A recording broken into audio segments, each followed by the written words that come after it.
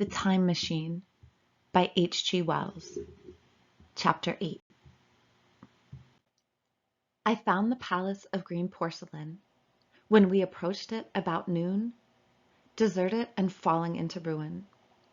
Only ragged vestiges of glass remained in its windows, and great sheets of the green facing had fallen away from the corroded metallic framework.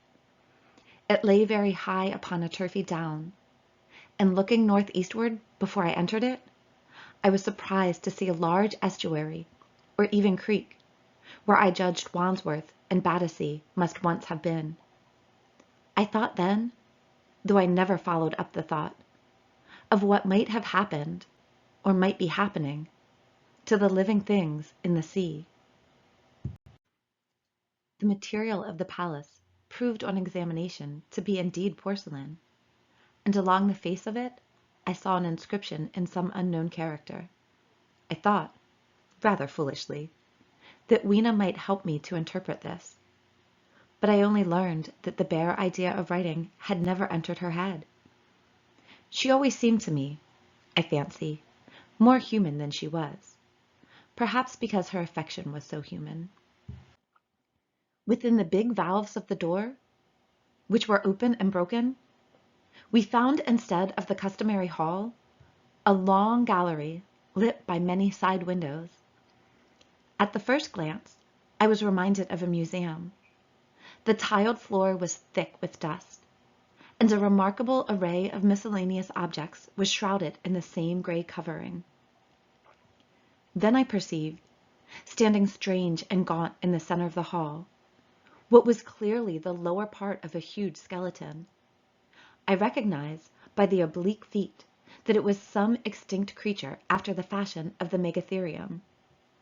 The skull and the upper bones lay beside it in the thick dust, and in one place, where rainwater had dropped through a leak in the roof, the thing itself had been worn away. Further in the gallery was the huge skeleton barrel of a brontosaurus. My museum hypothesis was confirmed. Going towards the side, I found what appeared to be sloping shelves, and, clearing away the thick dust, I found the old familiar glass cases of our own time. But they must have been airtight, to judge from the fair preservation of some of their contents. Clearly we stood among the ruins of some latter-day South Kensington.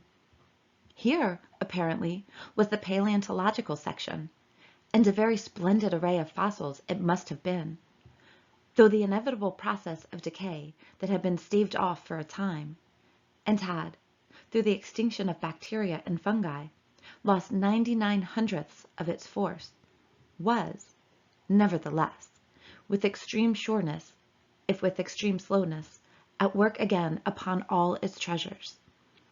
Here and there I found traces of the little people in the shape of rare fossils broken to pieces or threaded in strings upon reeds, and the cases had in some instances been bodily removed, by the Morlocks as I judged.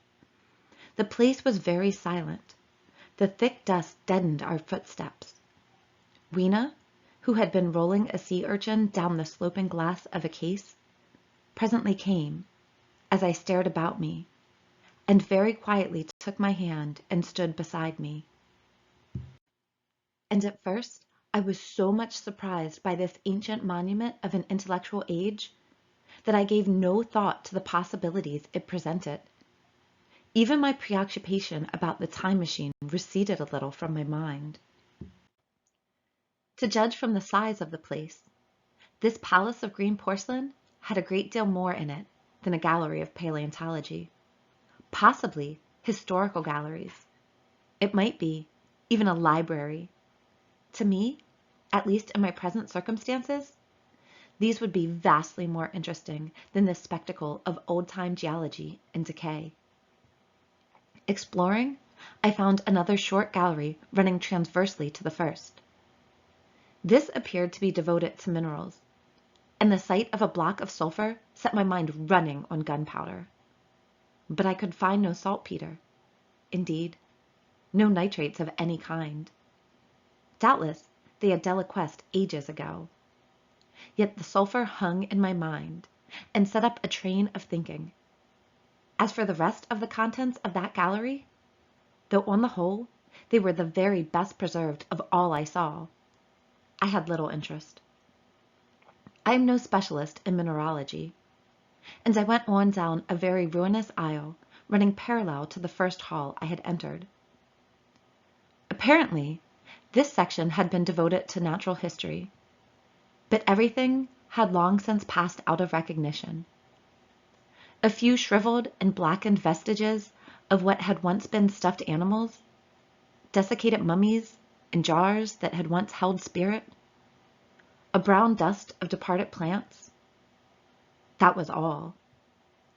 I was sorry for that, because I should have been glad to trace the patent readjustments by which the conquest of animated nature had been attained. Then we came to a gallery of simply colossal proportions, but singularly ill-lit, the floor of it running downward at a slight angle from the ends at which I entered. At intervals, white globes hung from the ceiling, many of them cracked and smashed, which suggested that originally the place had been artificially lit. Here I was more in my element, for rising on either side of me were the huge bulks of big machines, all greatly corroded and many broken down, but some still fairly complete. You know, I have a certain weakness for mechanism, and I was inclined to linger among these, the more so as, for the most part, they had the interest of puzzles, and I could make only the vaguest guesses at what they were for. I fancied that if I could solve their puzzles, I should find myself in possession of powers that might be of use against the Morlocks. Suddenly, Weena came very close to my side, so suddenly that she startled me. Had it not been for her, I do not think I should have noticed that the floor of the gallery sloped at all. The end I had come in at was quite above ground, and was lit by rare slit-like windows. As you went down the length, the ground came up against these windows, until at last there was a pit like the area of a London house before each, and only a narrow line of daylight at the top.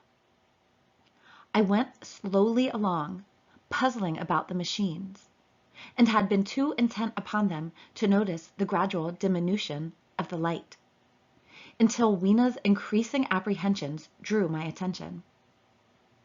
Then I saw that the gallery ran down at last into a thick darkness. I hesitated, and then, as I looked round me, I saw that the dust was less abundant and its surface less even. Further away, towards the dimness, it appeared to be broken by a number of small, narrow footprints. My sense of the immediate presence of the Morlocks revived at that. I felt that I was wasting my time in the academic examination of machinery. I called to mind that it was already far advanced in the afternoon, and that I had still no weapon, no refuge, and no means of making a fire. And then down in the remote blackness of the gallery, I heard a peculiar pattering, and the same odd noises I had heard down the well. I took Weena's hand.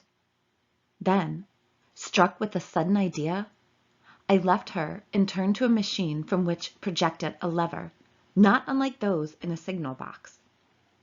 Clambering upon the stand, and grasping this lever in my hands, I put all my weight upon it sideways. Suddenly, Weena, deserted in the central aisle, began to whimper.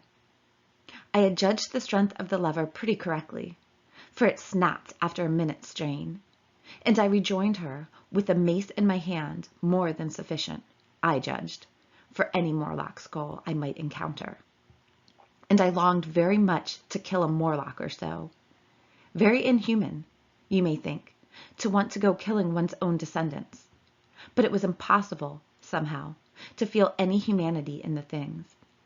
Only my disinclination to leave Weena and a persuasion that if I began to slake my thirst for murder, my time machine might suffer, restrained me from going straight down the gallery and killing the brutes I heard.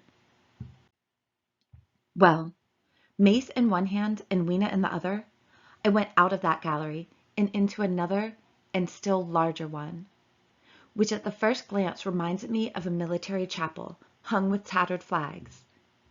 The brown and charred rags that hung from the sides of it, I presently recognized as the decaying vestiges of books. They had long since dropped to pieces, and every semblance of print had left them. But here and there were warped boards and cracked metallic clasps that told the tale well enough. Had I been a literary man, I might, perhaps, have moralized upon the futility of all ambition. But as it was, the thing that struck me with keenest force was the enormous waste of labor to which this somber wilderness of rotting paper testified. At the time, I will confess that I thought chiefly of the philosophical transactions and my own 17 papers upon physical optics. Then, going up a broad staircase, we came to what may once have been a gallery of technical chemistry. And here I had not a little hope of useful discoveries. Except at one end where the roof had collapsed, this gallery was well preserved. I went eagerly to every unbroken case, and at last, in one of the really airtight cases, I found a box of matches. Very eagerly I tried them. They were perfectly good. They were not even damp. I turned to Weena. "Dance!" I cried to her in her own tongue, for now I had a weapon indeed against the horrible creatures we feared. And so, in that derelict museum, upon the thick, soft carpeting of dust, to Weena's huge delight, I solemnly performed a kind of composite dance, whistling "The Land of the Leal" as cheerfully as I could. In part, it was a modest can-can, in part, a step dance, in part, a skirt dance, so far as my tailcoat permitted, and in part original, for I'm naturally inventive, as you know. Now, I still think that for this box of matches to have escaped the wear of time for immemorial years was a most strange, as for me, it was a most fortunate thing. Yet, oddly enough, I found a far unlikelier substance, and that was camphor. I found it in a sealed jar that by chance, I suppose, had been really hermetically sealed. I fancied at first that it was paraffin wax, and smashed the glass accordingly. But the odor of camphor was unmistakable. In the universal decay, this volatile substance had chanced to survive, perhaps through many thousands of centuries. It reminded me of a sepia painting I had once seen done from the ink of a fossil, belemnite, that must have perished and become fossilized millions of years ago. I was about to throw it away, but I remembered that it was inflammable and burned with a good, bright flame, was, in fact, an excellent candle, and I put it in my pocket. I found no explosives, however, nor any means of breaking down the bronze doors. As yet, my iron crowbar was the most helpful thing I had chanced upon. Nevertheless, I left that gallery greatly elated. I cannot tell you all the story of that long afternoon. It would require a great effort of memory to recall my explorations in all the proper order. I remember a long gallery of resting stands of arms, and how I hesitated between my crowbar and a hatchet or a sword. I could not carry both, however, and my bar of iron promised best against the bronze gates. There were numbers of guns, pistols, and rifles. The most were masses of rust, but many were of some new metal, and still fairly sound. But any cartridges or powder there may once have been had rotted into dust. One corner, I saw, was charred and shattered. Perhaps, I thought, by an explosion among the specimens. In another place was a vast array of idols, Polynesian, Mexican, Grecian, Phoenician, every country on earth, I should think. And here, yielding to an irresistible impulse, I wrote my name upon the nose of a steatite monster from South America that particularly took my fancy. As the evening drew on, my interest waned. I went through gallery after gallery, dusty, silent, often ruinous. The exhibits sometimes mere heaps of rust and lignite, sometimes fresher. In one place, I suddenly found myself near the model of a tin mine. And then, by the merest accident, I discovered, in an airtight case, 2 dynamite cartridges. I shouted, "Eureka!" and smashed the case with joy. Then came a doubt. I hesitated. Then, selecting a little side gallery, I made my essay. I never felt such a disappointment as I did in waiting 5, 10, 15 minutes for an explosion that never came. Of course the things were dummies, as I might have guessed from their presence. I really believed that had they not been so, I should have rushed off incontinently and blown Sphinx, bronze doors, and as it proved, my chances of finding the time machine altogether into non-existence. It was after that, I think, that we came to a little open court within the palace. It was turfed and had 3 fruit trees, so we rested and refreshed ourselves. Toward sunset, I began to consider our position. Night was creeping upon us, and my inaccessible hiding place had still to be found. But that troubled me very little now. I had in my possession a thing that was, perhaps, the best of all defenses against the Morlocks. I had matches. I had the camphor in my pocket, too, if a blaze were needed. It seemed to me that the best thing we could do would be to pass the night in the open, protected by a fire. In the morning, there was the getting of the time machine. Towards that, as yet, I had only my iron mace. But now, with my growing knowledge, I felt very differently towards those bronze doors. Up to this, I had refrained from forcing them, largely because of the mystery on the other side. They had never impressed me as being very strong, and I hoped to find my bar of iron not altogether inadequate for the work.